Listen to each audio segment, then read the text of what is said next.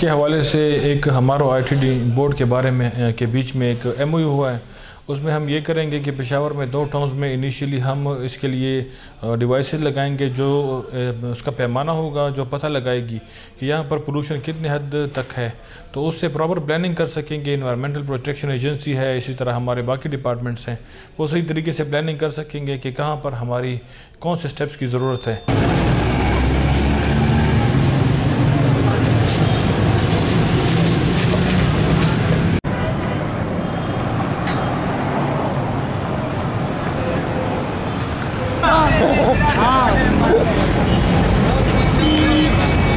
Saya luar yang kabarnya dah sibuk nak berbat.